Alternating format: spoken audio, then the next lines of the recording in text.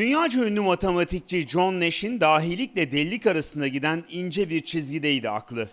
Genç yaşında geliştirdiği kuramlarla matematik dünyasının bir numaralı ismi haline gelmişti. Fakat kısa süre içinde zihninde kopan fırtınalarla baş edemez duruma düştü. Aklının oyunlarına yenik düşünce de şizofreni teşhisiyle yıllarca tedavi gördü.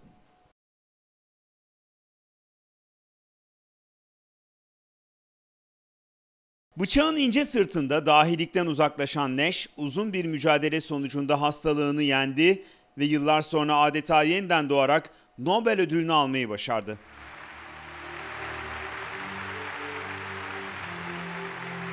John Nash, dahilik ve delilik arasında gitti, geldi.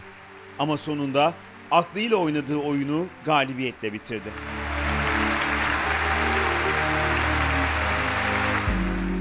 Fakat bu hayatta John Nash kadar şanslı olamayanlar da var. Türkiye'de daha okul yıllarında alay konusu yapılan, deli diye lakap takılan, hastalığını anlatmakta ve tedavi olmakta zorluklar yaşayan binlerce kişi bulunuyor. Ben burada dedim tedavi olmaya geliyorum dedim. Ben senden dayak yemeye gelmedim. İğneleri yiye yiye robotlaştım. Bir fiil 7 sene gözümü kaldıramadım ha. Doktorların bile ne kadar bizi tanıdıklarını bilemiyorum. Yani doktorlar bile tanıyamamış olabilir. Ancak işte böyle birbirimizi anlayırız. Anlatamadım efendim. Yemin ediyorum anlatamadım. Sizin gibi beni dinlemediler.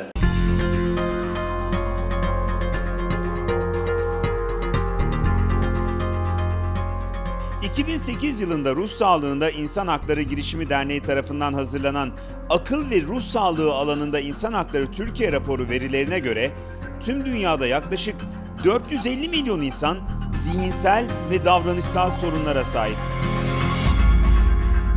Ve daha acısı, tüm dünyadaki ülkelerin %30'u ruh sağlığıyla ilgili tedaviler için hiç bütçe ayırmıyorken %20'si ruh sağlığıyla ilgili tedavilere bütçelerinin sadece %1'inden azını ayırıyor. Dünya genelinde sorun böyleyken Türkiye'deki genel çerçevede hiç iç açıcı değil.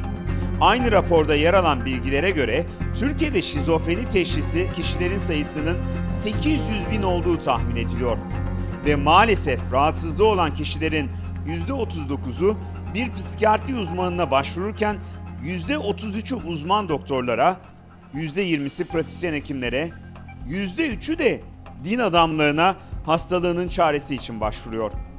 Ruhsal ve zihinsel hastalığı bulunan kişiler her yerde çare ararken fark yaratan bir kuruluşsa bu tablonun değişmesi için çaba gösteriyor.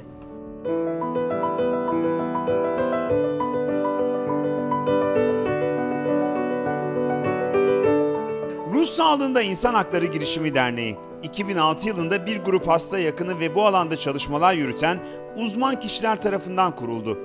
Amaçları, ruh hastalığı bulunan kişilerin haklarının devlet ve özel sektör tarafından tanınması ve bireylerin toplumsal hayata katılımlarının arttırılmasıydı.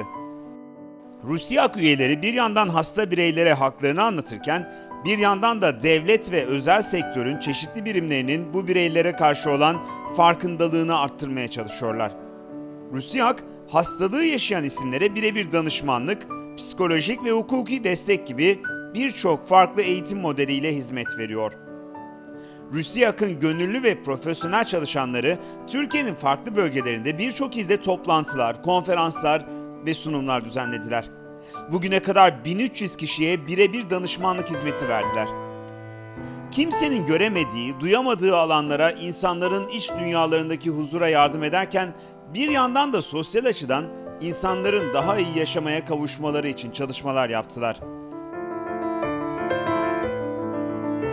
Hastalanmadan önce reklamcılıkla uğraşmaktaydım ve 17 sene ara vermek zorunda kaldım. Sağlığımdan dolayı ara verdim.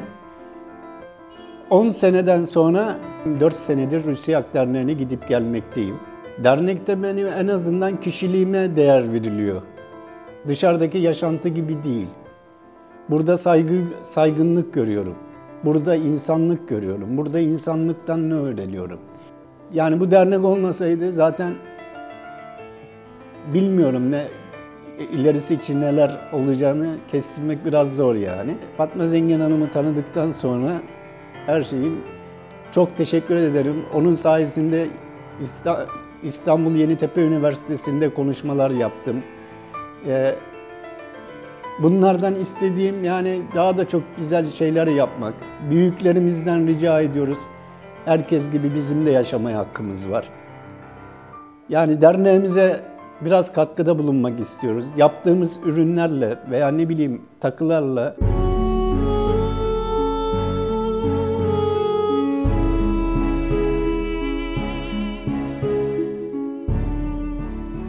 Rusyak bilinmeyen, duyulmayan bir dünyada insanların hayatlarına dokundu. Alay konusu yapılan, ciddiye alınmayan insanların sosyal hayata katılmasına yardımcı oldu. Psikolojik ve hukuki destek vererek onlara yalnız olmadıklarını anlattı. Hem bu hastalıklarla mücadele eden kişilerin hem de ailelerin hayatlarında hiç gözükmeyen, bilinmeyen kocaman bir fark yarattı.